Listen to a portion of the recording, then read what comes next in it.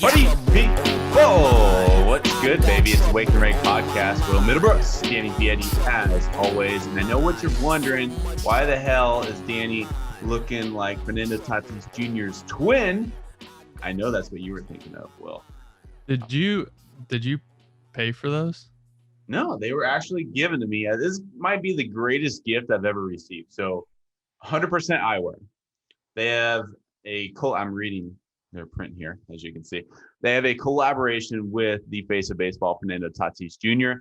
These are his exclusive sunglasses. You can get them for $210. That's it. A little bit of pocket change, $210. $210? $210. What are they, X-ray? You look like a character off of Halo. I look like I'm snowboarding. Stop, bro. For the people listening on the podcast, we'll put it on our social media pages so you can see these sick eyewear. But they're massive. I feel like they'd be really comfortable, but like I feel like you can't really get a hat on. No, it's dominating my face right now, and I have a pretty good looking face, and I don't want that. I'd keep them on if I were you. All right, what do we got today, Dan? It's been a week since we fired one out. We've been yeah. So this is an interesting pod because the Chicago Cubs just came out today. They didn't publicly say this, but Ken Rosenthal reported that the Cubs are now in sell mode, which is interesting. Not surprising. Not surprising, especially when you consider they traded Yu Darvish before the season. So we're going to talk about Kris Bryant. We weren't sure if he was going to be on the market. Everybody's thinking Trevor Story is going to be the biggest, domino to fall essentially, or trade piece. And now all of a sudden you're thinking Kris Bryant, Anthony Rizzo, Javy Baez, maybe Wilson Contreras. Are they going to be available? That's the ultimate question, and only time will tell. But we're going to talk about Kris Bryant and the top landing spots for Kris Bryant. Who's going to be suitors for Kris Bryant? And I know you have a handful of teams. I know I have a handful of teams. We'll pick out who's going to be the best destination. And then, of course, the All-Star game is coming up here. The first half is over, my friend.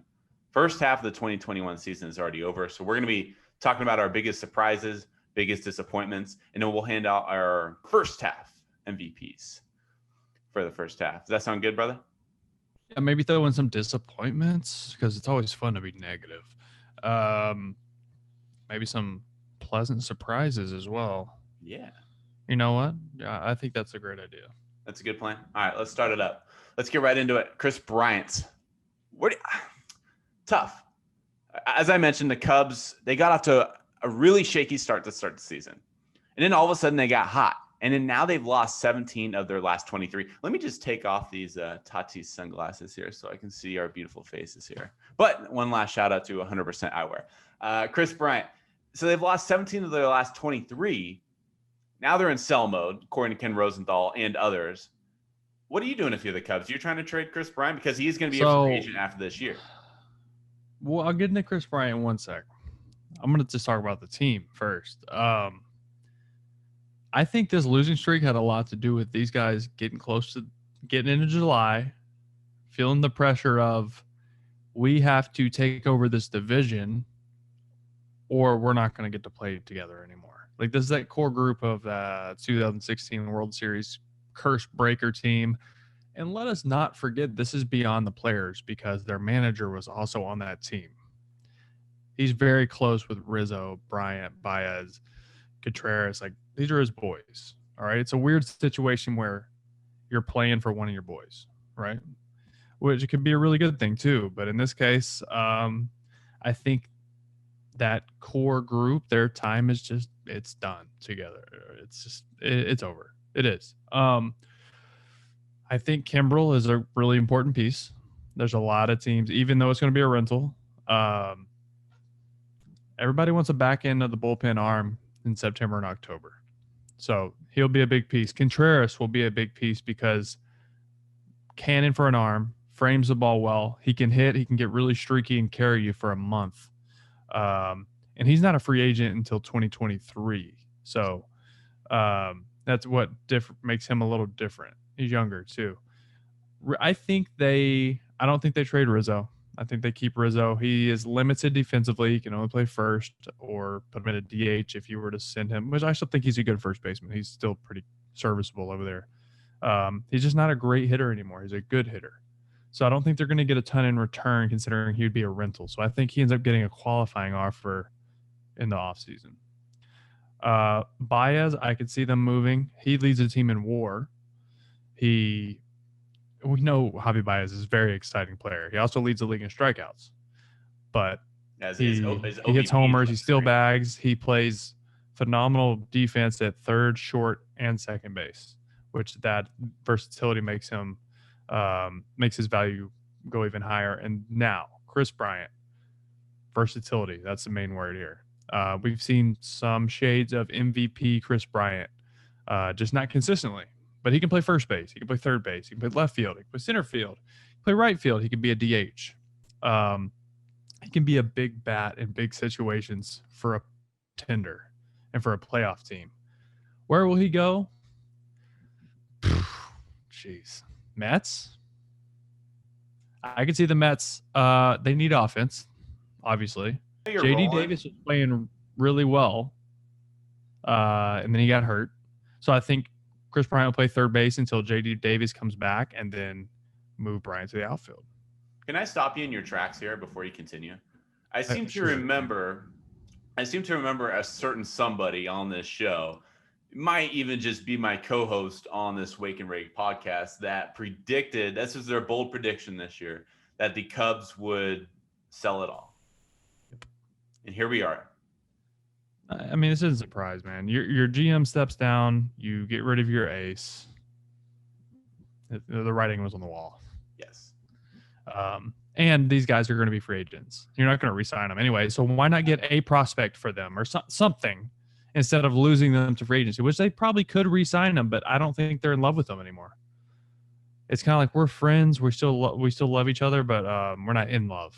So we're going to get divorced. When you were traded, how hard was it emotionally? It was tough, but the 2014 team was a lot different than 2013. Like some guys had already split and gone different ways anyways. And I was hurt most of 14. I was ready for a change, honestly. So I welcomed it. I didn't want to leave Boston, but it was just, they signed Pablo Sandoval, and I was like, all right, well, see you guys. Nice knowing you. Thanks for drafting me and getting me to the big leagues. But we're going to San Diego. So, like, on one end of the spectrum, you have one team that doesn't want you, and then on the other end of the spectrum, you have one team that does want you. So it's tough to battle those emotions. I think it's fun, man. Especially the baseball the baseball world is small. You know someone, you're close with someone on every team. So it's exciting. You get to wear a new uniform. You get to get new color cleats. You get to get 6 sunglasses in a different color. It's fun, especially if you've been in the same place for 7-8 years, you know? I was a Boston Red Sox for 7 years in that organization, not in the big leagues. I'd only been in the big leagues for 3 years. But I wasn't excited to leave Boston, but I was excited for opportunity to further my career. If that makes sense. That makes sense. Where do you think Kris Bryant goes? You said the Mets. Obviously, the Mets are going to be involved. They have been rumored to be involved for the past year. There were rumors that he was going to get traded to New York before the season even started.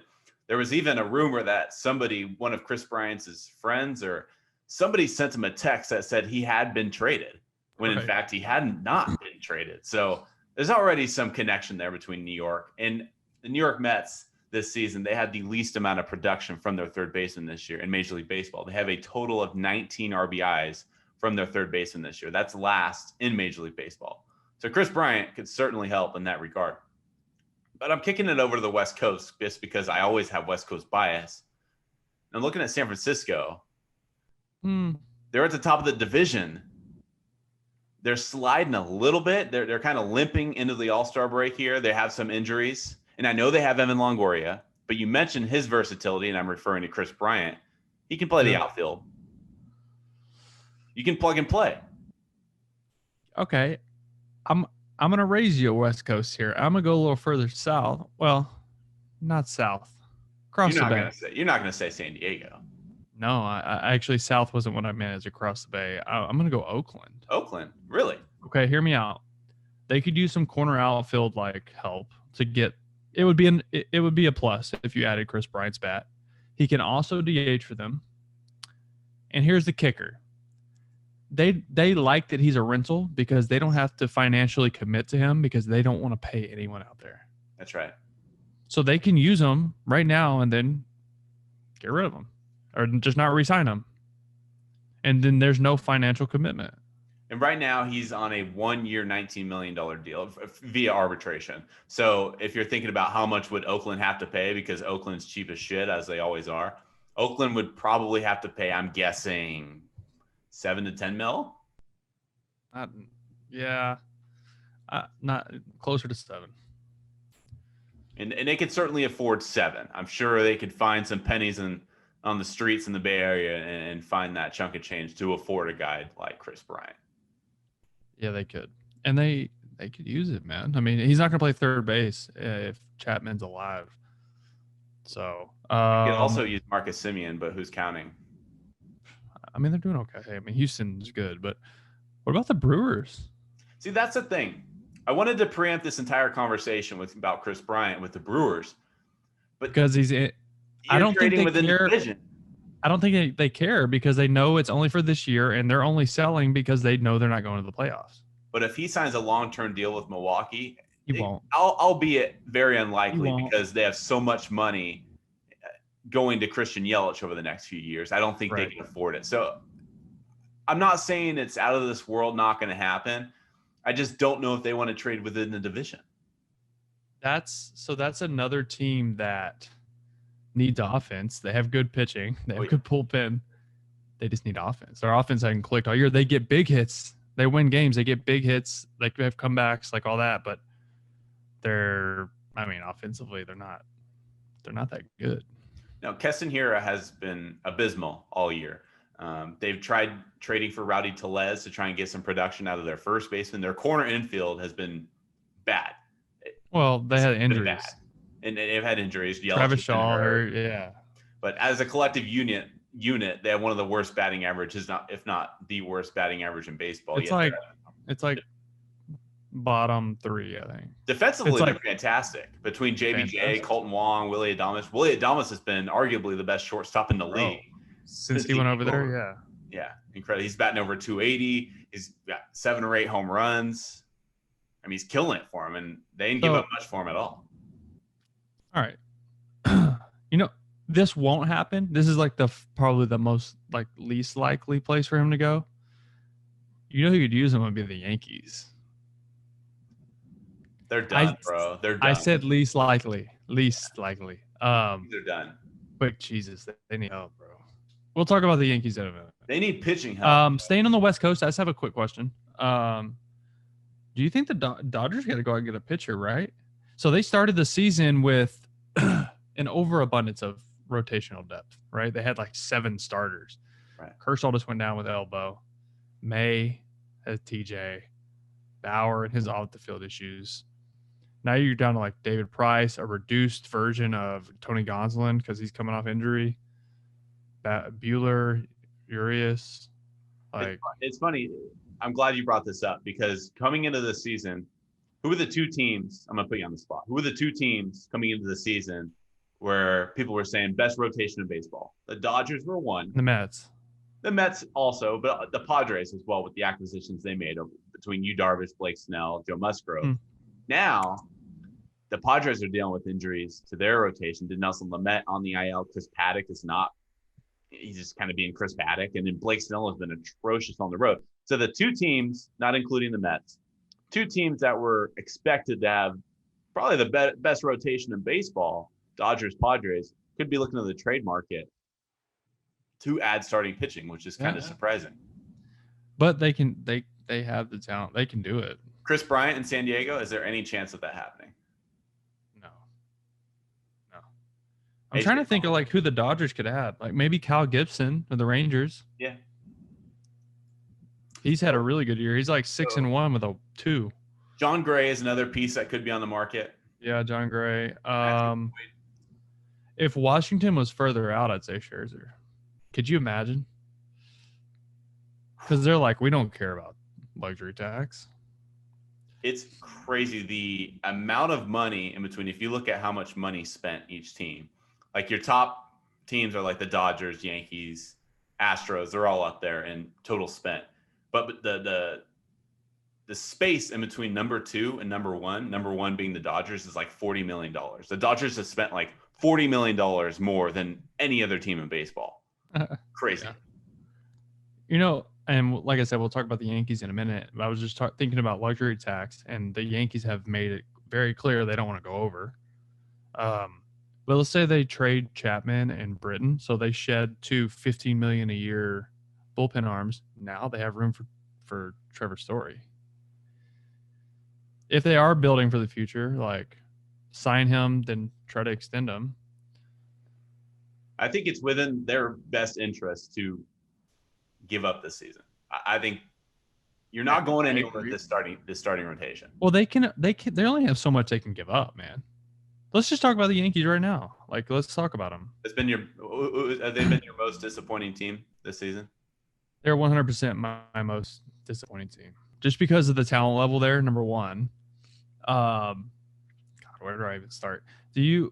Everyone wants to blame Aaron Boone. Manager always takes the fall, but listen, it ain't Aaron Boone. He's not out there swinging at bad pitches and making bad pitches, booting balls, missing cutoff man. That ain't him. If there's anyone to point at besides the players, it is Brian Cashman. He constructed a roster full of right-handed hitters in a stadium that is it's tailored to lefties. We don't talk about that enough. Think about the lefties he's rolling out there. Rougned Odor, who, have you seen Space Jam? Have I seen Space Jam? Of course. Figured I'd ask. It's like, you know when they put their hand on the ball and like sucks all the I feel like that happened to Rugi. And I played with Rugi. If he hears this, he's gonna yell at me, but he's lost it, man. And I hate that because I love him as a player. I love his intensity. I love what he brings to a team and a clubhouse. But he's just not the same guy. And then you're running Brett Gardner out there who's hitting 189 on a daily basis, and he's hitting in like the leadoff. Like, what are we doing? He doesn't have any power. He's not producing. Their offense is 17th in batting average, 25th in RBIs per game. Like, the New York Yankees. So I was thinking, well, maybe they should call up guys. Like, what's going on? Let me look in AAA. There's a guy named Trey Ambergay or something like that. He's like an outfielder.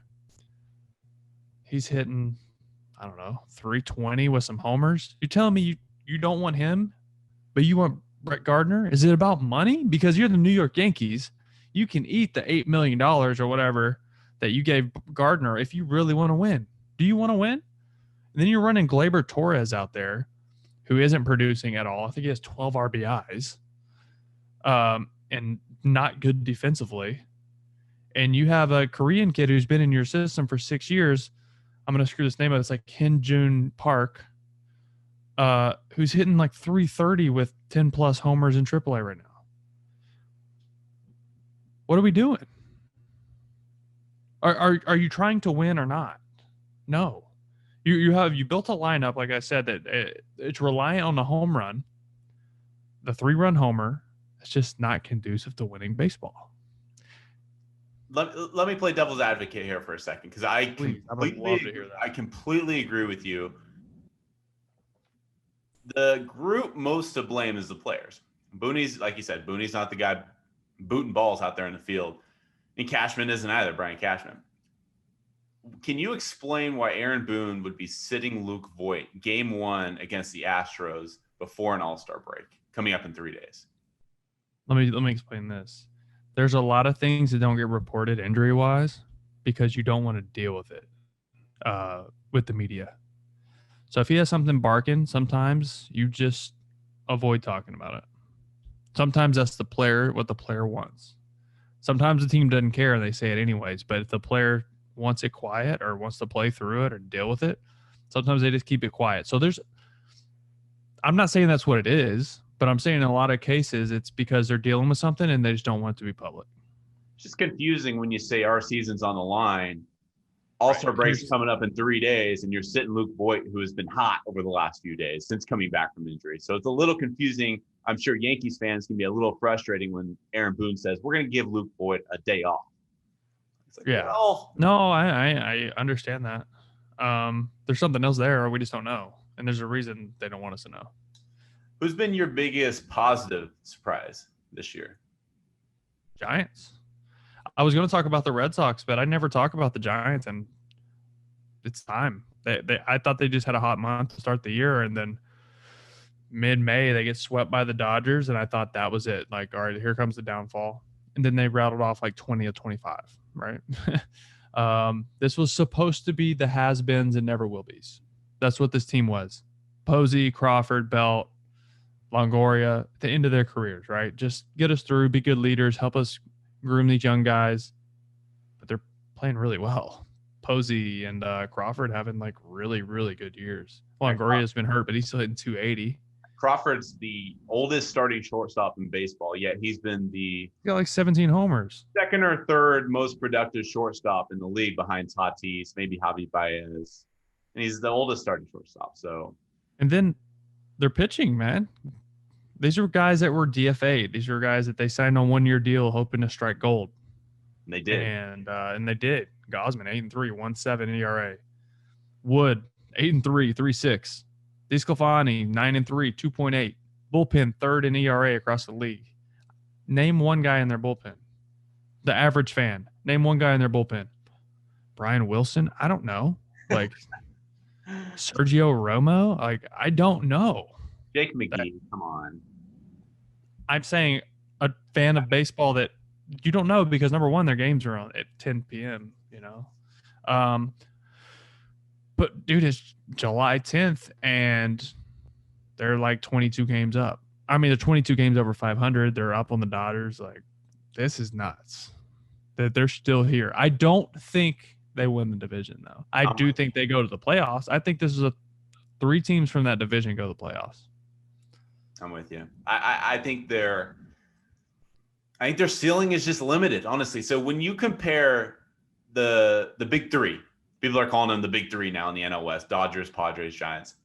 If you were to rank the players 1 through 10, from best to worst, I think your top 5, 6 players are going to be from San Diego and LA. You're going to be talking about Tatis, Machado, Yu Darvish, and you kick it over to LA, Cody Bellinger, Max Muncy. So we're at player number 5, 6, 7, 8 before we even get to San Francisco. And then maybe we can talk about Kevin Gausman. Maybe we can talk about Buster Posey. Yeah.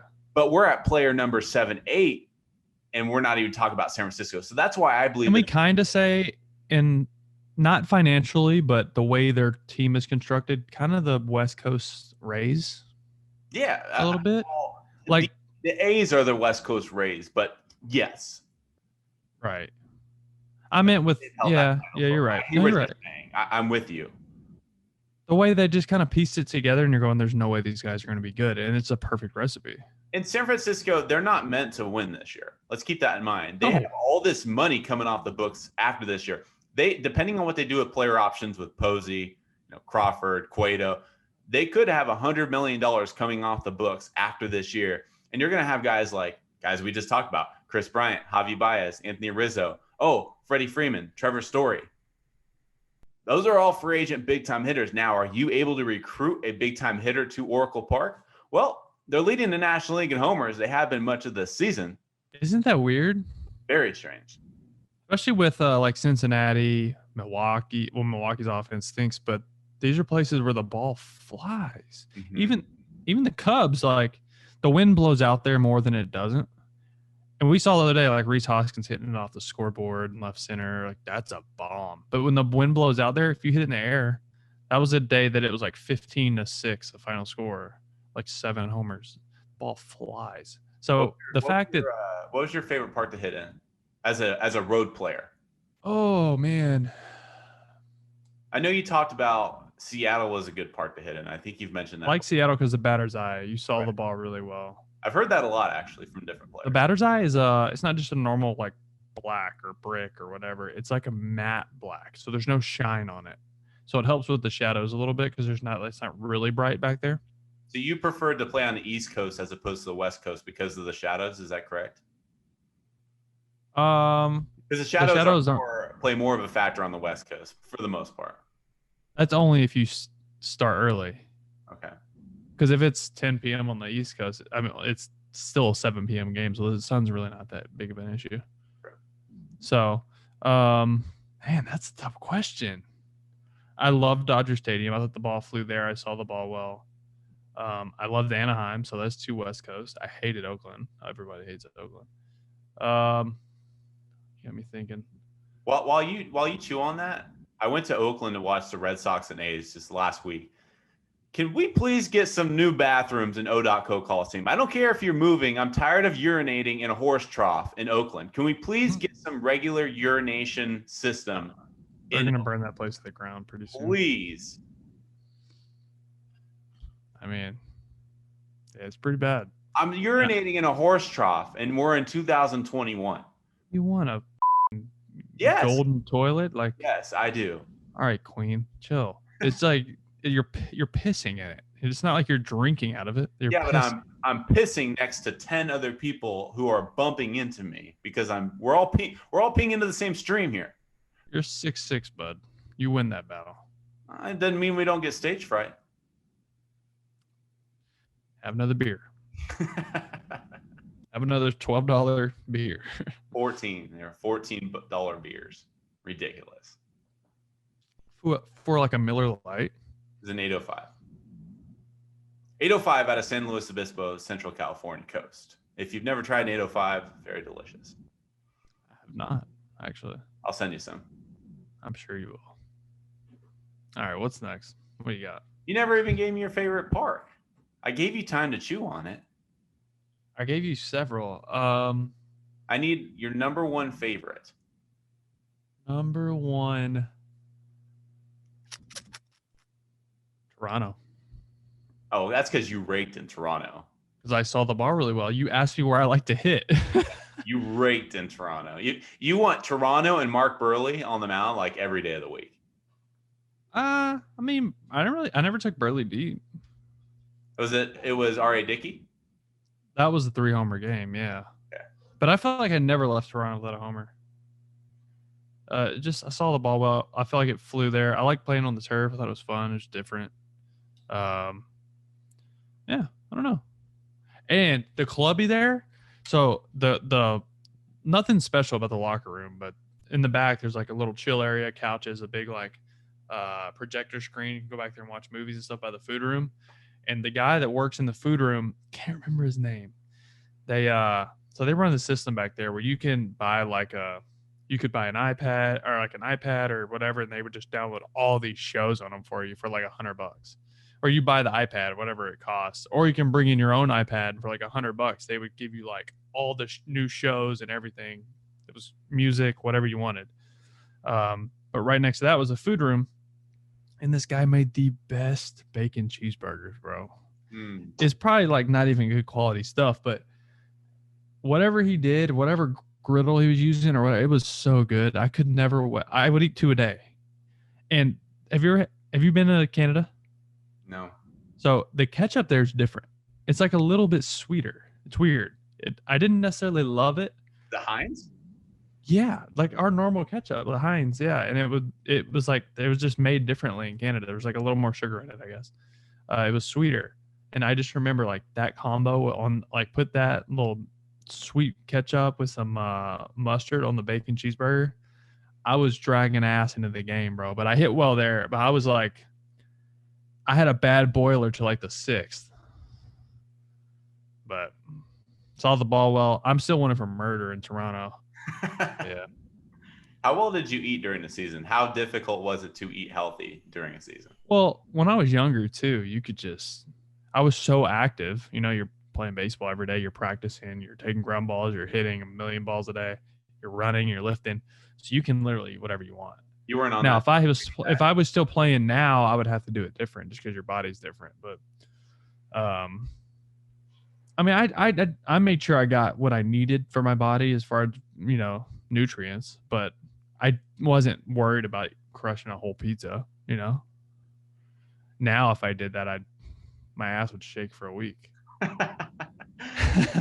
Who was the health nut on your squad? Ellsbury. Not Ortiz, obviously. He actually was not big sloppy, bro. He actually he was older. He had to. Did you play with Manny? Only spring training. He was gone before I got to the big leagues. Okay. Yeah. 'Cause I imagine Daniel Nava. He was the health nut. Yeah, he was super healthy. We said Gabe Kapler. He was shredded, bro. He was built like a Greek god. You said Gabe Kapler was the health nut when you were in Philly. He's the first guy I've ever seen with 10 abs. Jeez. I would get to I was an early guy. I would get to spring training at like 6, sometimes earlier. He's already like mid full on CrossFit, headband on, no shirt. He's got more veins in his arms than I had grains in my ash bats.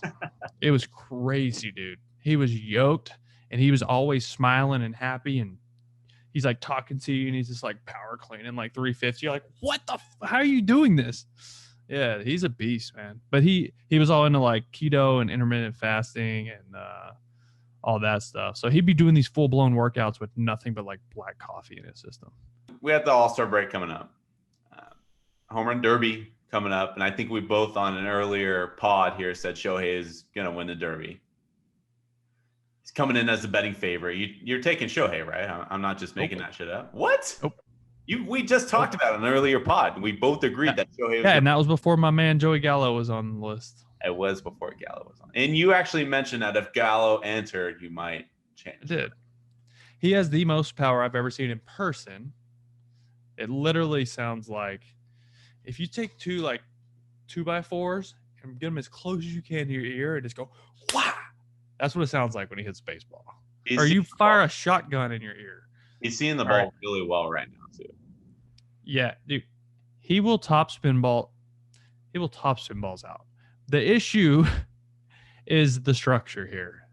Because of the elevation.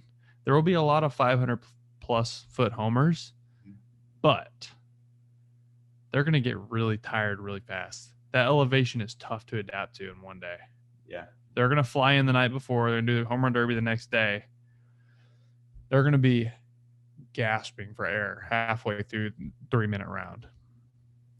It's tough. So, and they have to be careful too not to get hurt because that elevation dehydrates you a lot. And that's why you see like Tulo, like when he was there, he was hurt all the time because that elevation dries you out. I spent a season in Colorado Springs, which was AAA for the Brewers, 2016. And that's actually 1,000 feet higher than Denver. Bro, it was so tough. I mean, the ball flies. They have to make the field massive up there, and they use humidors for the balls. But speaking of humidors, I just got one. It's like right there. Wait, you have one? Yeah, I have. Yeah, but not for baseball. It's for cigars, dickhead. Oh, right. Yeah. You act like that was a dumb question. Yeah, I keep my golf balls in there because I hit them too far. Got that. Anyways, yeah, I just got a new humidor from my neighbor Alan. He's an ankle specialist. He moved in, and I'm like, "Oh, what do you do, man?" He's like, "Oh, I'm an ankle surgeon." I was like, "Do I have a story for you, bud?" He's like, "Oh yeah, everybody's spraying their ankle." I'm like, Nah. You see that way? See that over there? That's where my toes are pointed. Don't make me sad on this pod here. Whatever. It's part of my life, part of my story. Now we're here. Well, Shohei and Gallo are both the betting favorites heading into the home run derby. Okay, as we wrap up here and close up shop, who is your first half MVP for the American League, for the National League? Ooh, I mean, American League is Shohei. Easy. National League, I'm not even going to talk about Shohei. We blow him enough on here. Shout out to Vladdy G, by the way, who could still win the Triple Crown but not win the MVP. But can you imagine? The only thing he's trailing in right now is homers, and he's trailing. I was playing when Miguel Cabrera. I played against Miggy when he won the Triple Crown, but he won the MVP. Right. NL, I'm gonna go Castellanos. He's also my biggest pleasant surprise player as well. But I'm gonna go Castellanos. He had 225 last year. He still had power. He still had 14 homers in 60 games last year. Played every game. But he had 225, and now he's hitting 334 with 17 and 54. He's an MVP candidate on a team that still honestly has a postseason chance. Absolutely. Right? I like where the Reds are at right now.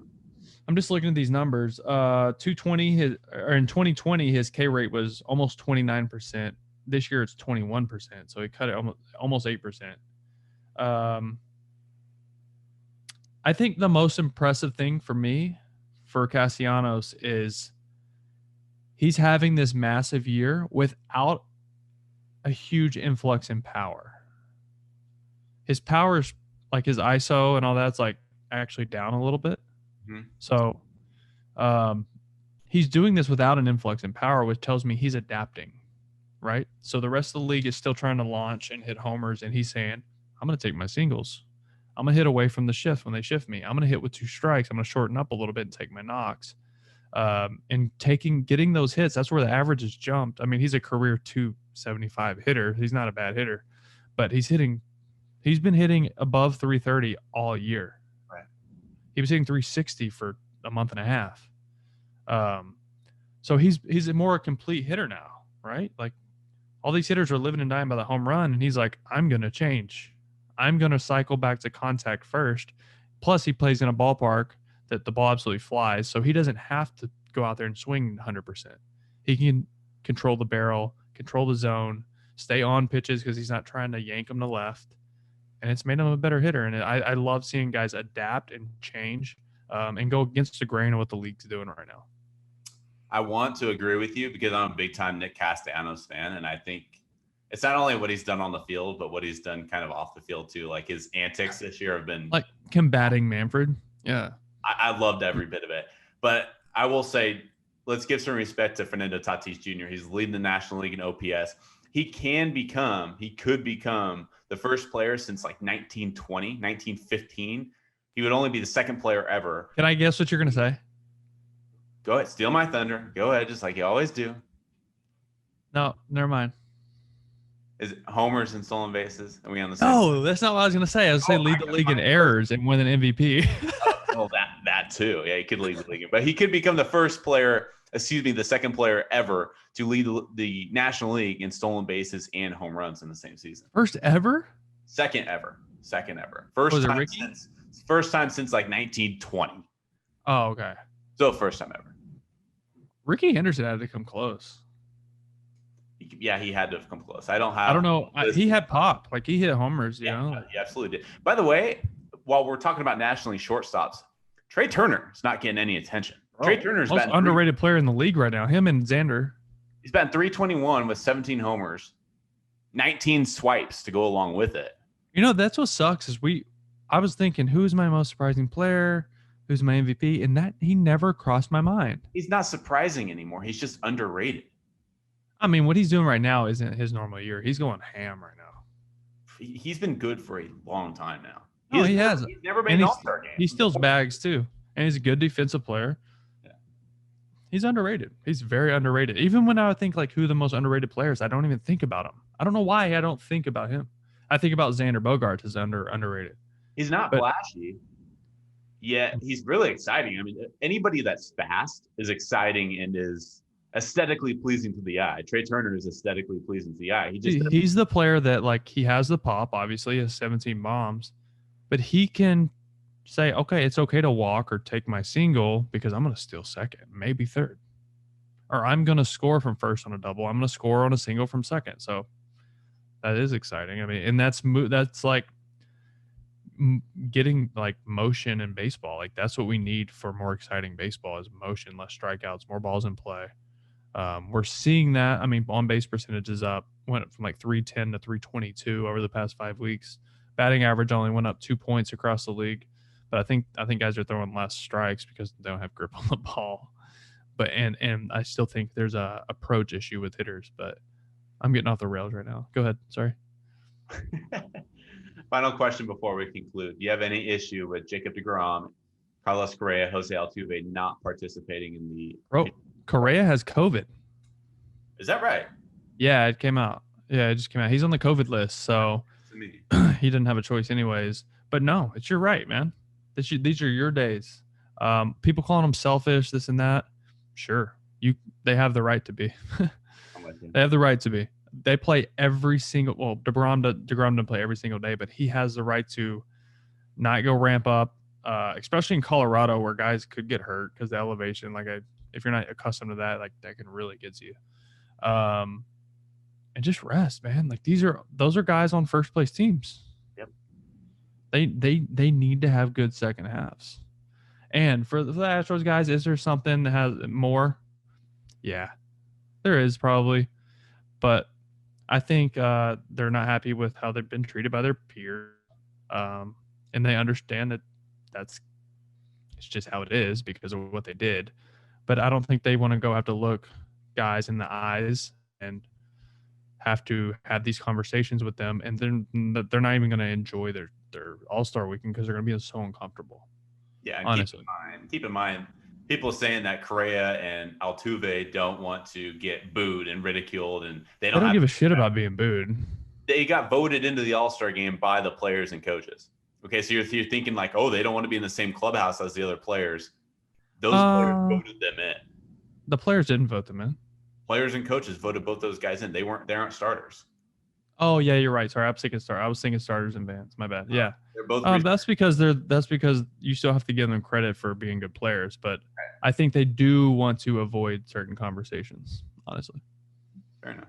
That's not the biggest. I don't think that's the biggest deciding factor. I think there is some validity to them saying, "Correa, I want to go spend time with my pregnant wife." Altuve saying, "I need a break," because you got to think too. Like this has been even though the booing and all that isn't. Like they're fine, they're pros, they can deal with it. It's still exhausting. Every time you go to a new city, anytime anybody sees you, they don't think about how good a ball player you are anymore. They just think about you cheating and yell cheater at you. It's exhausting. It's exhausting as a viewer. I can't imagine being in that boat every day. So it's exhausting. I think they just need a mental break. deGrom needs a physical break. The next time we talk to you party people, we'll be talking about Shohei Ohtani winning the home run derby. I can guarantee it right now. Over Joey Gallo. Should we make a side bet? Yeah, that's fine. Well, what do you want to bet? I mean, I honestly do think Shohei has the best chance of winning, but just for shits and giggles. Yeah. I mean, how confident are you that Shohei's going to win? Very. Did you see him hit a ball out of the stadium in Japan? He literally hit a ball. That's one. Out of the roof. That's one. You know the fences are only like 220 there, right? And the balls at Coors Field, they're not using the humidors. Totally didn't even humidors. You know where I keep my Titleist. Yes, I do. Well, okay. I like where we're going. Okay, loser of this bet pays for the next person's golf. Yeah, but me taking Gallo is there's a lot more. It's more me saying Ohtani won't win. I'm giving you the field. Okay, that's fair. Shohei versus. That's fair because that's even for me. I'm like, I still think he's going to win, but I think it'd be fun just to bet against it because I really am pulling for Joey. But I could see Soto going off too. See, I like someone with a more violent swing. Juan Soto is Soto's not that violent with his swing. He's just smooth. Right. You don't have to hit it 500 feet. You just got to hit it over the fence. No, because Soto is a guy that could hit 40, 50 bombs in a year. A lot of that is because of his own power, but a lot of it is because of the power supplied by the pitcher. And he has such a smooth swing. All he has to do is barrel it. Whereas a guy like Shohei Ohtani, Vladimir Guerrero Jr., they have so much torque in their swing. They don't need any power coming from the pitcher or from the ball speed. So I like violent swings in a derby. That's my thinking. That's my mindset. Okay. Shohei is violent. So you don't like Soto because his swing's smoother. Okay, yes. Got it. Yeah, that's right. That's okay. I like this bet though because I'm gonna pick a sick ass course. All right, awesome. Oh, gosh. I'm kidding. We'll keep it under $50. Yeah, one of us didn't play in the big leagues and was making. My money's long gone. Long gone. I'm married. I got kids. I'm put up and away. We both have sugar mamas to right. pay the tax. That's right. All right, people. Until next time. Adios. So much trouble.